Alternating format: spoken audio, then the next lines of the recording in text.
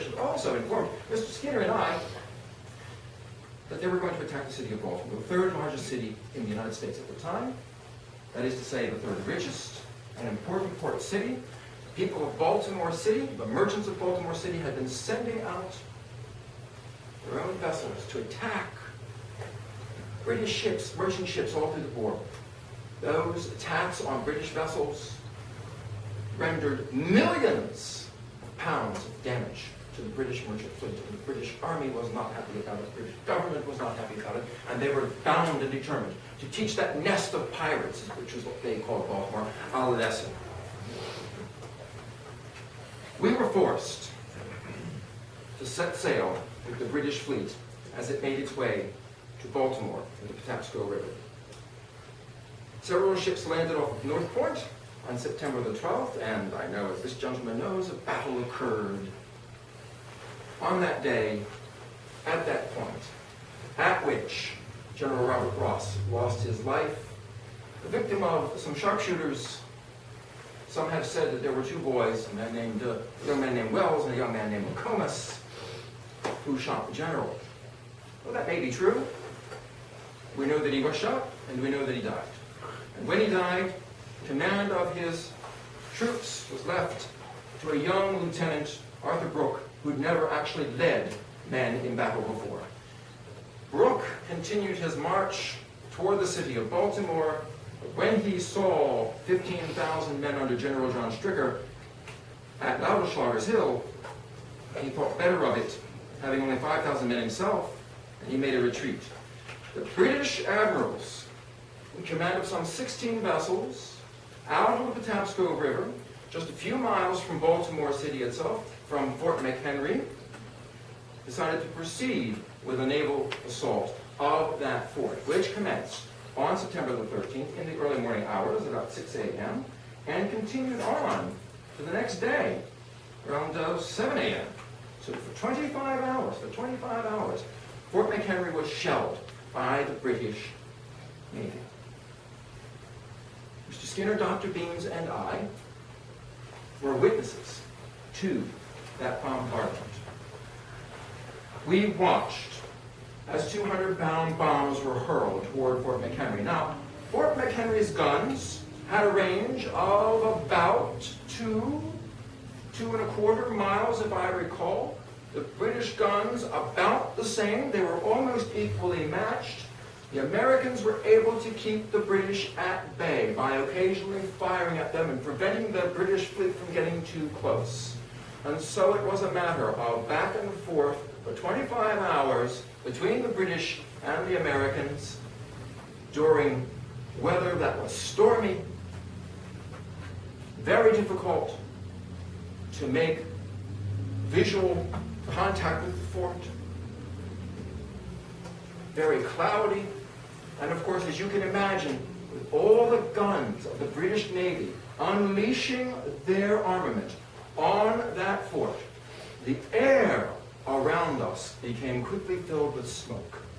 And so through smoke and rain and clouds and the darkness of night, Mr. Skinner, Dr. Beams, and I waited patiently to see if the American defenders at that fort would preserve that fort, save that city, and save the pride of the American people of the United States. We waited for 25 hours.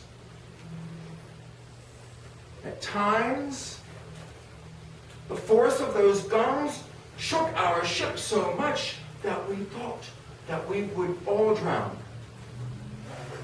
We thought we would lose our lives on our vessel, tethered to that British ship. But in the early morning hours of September the 14th, the British guns ceased firing. It was still dark. The air was filled with smoke.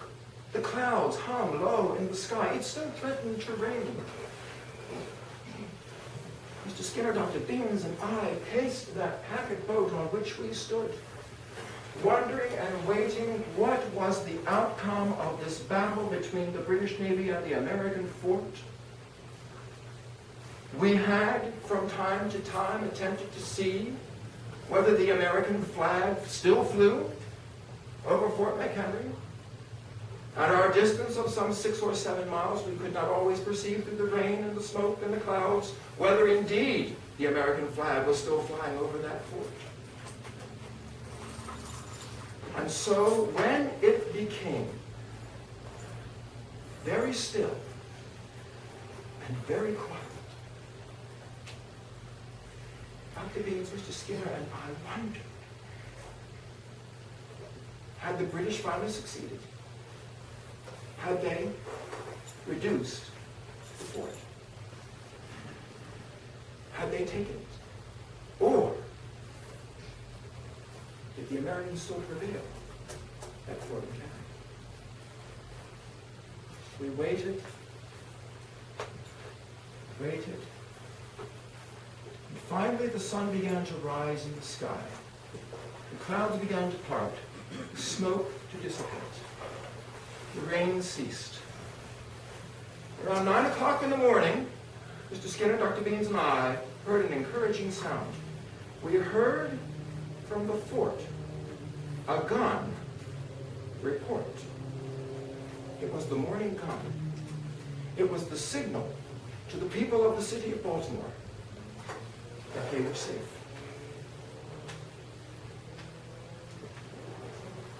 Dr. Beans asked me to take up my telescope yet again, to look in the direction of the fort, to see if I could see the American flag. I honored his request. I took up my telescope. I looked in the direction of the fort, and there I saw, in that glass, a magnificent banner.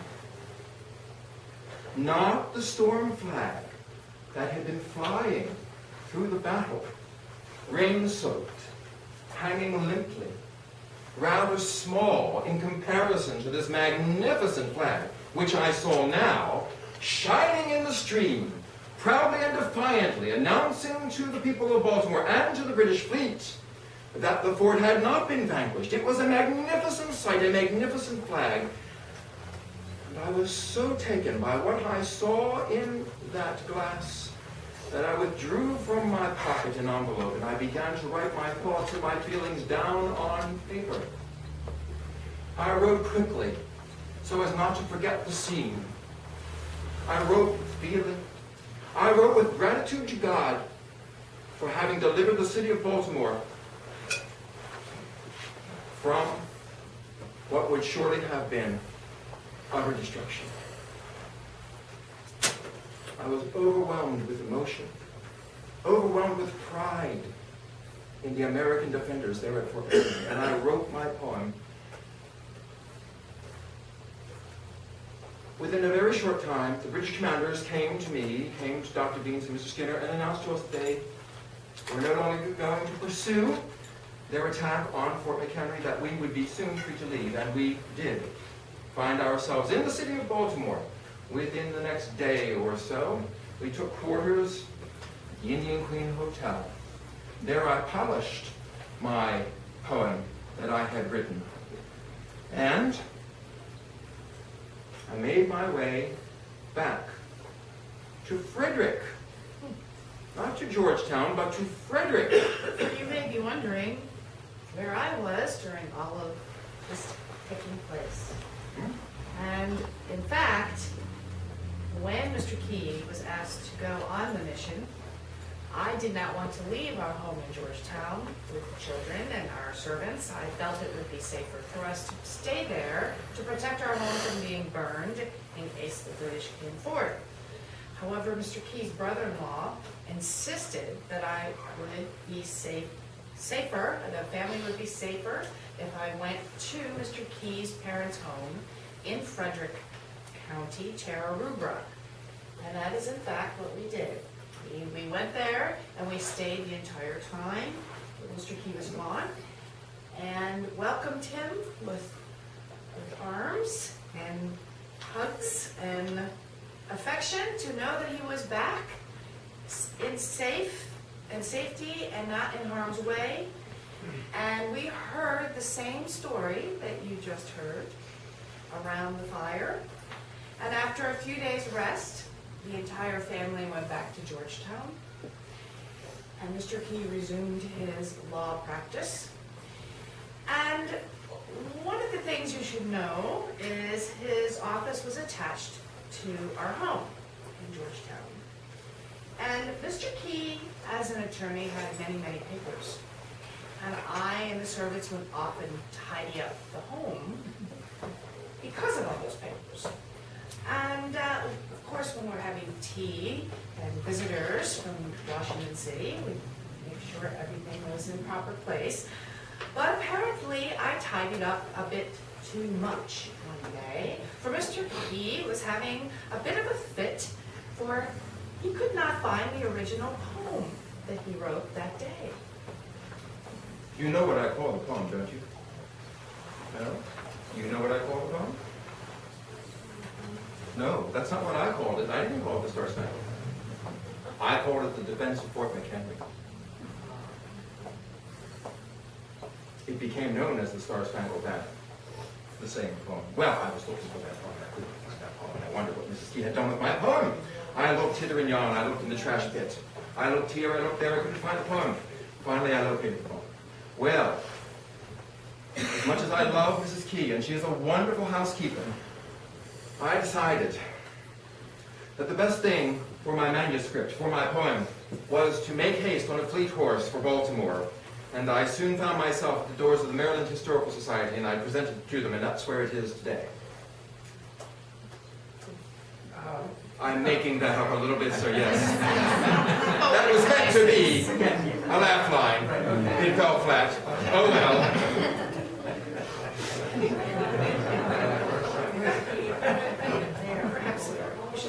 Every now and then I like to make it up, don't I? Yes.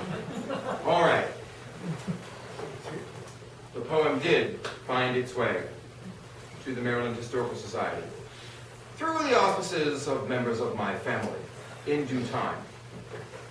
But as we now begin to conclude our presentation to you this evening, and if you have questions about any aspect of our lives after we have formally concluded, please feel free.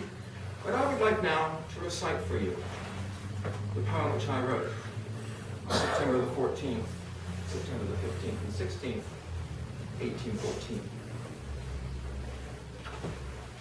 Oh, say, can you see by the dawn's early light what so proudly we hailed at the twilight's last gleam, whose broad stripes and bright stars through the perilous fight where the ramparts we watched were so gallantly streaming, and the rocket's red glare, the bombs bursting in air, gave proof through the night that our flag was still there. Oh, say, does that star-spangled banner yet wave for the land of the free and the home of the brave? On the shore, dimly seen through the mists of the deep, where the foe's haughty host in dread silence reposes, what is that which the breeze on the towering steep, as it fitfully blows, half conceals, half discloses? Now it catches the gleam of the morning's first beam, in full glory reflected, now shines in the stream. 'Tis the star-spangled banner. Oh, long may it wave o'er the land of the free and the home of the brave.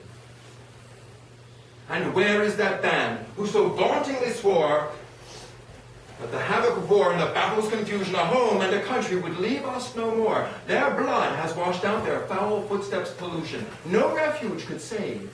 The hireling was slave from the terror of flight and the gloom of the grave, and the star-spangled banner in triumph doth wave o'er the land of the free and the home of the brave. Oh, thus be it ever, when free men shall stand between their loved homes and the war's desolation, blessed with victory and peace. May the heaven-rescued land praise the power that hath made and preserved us a nation. Then conquer we must when our cause it is just, and this be our motto, in God is our trust. And the star-spangled banner in triumph shall wave o'er the land of the free and the home of the brave. Thank you very much, ladies and gentlemen.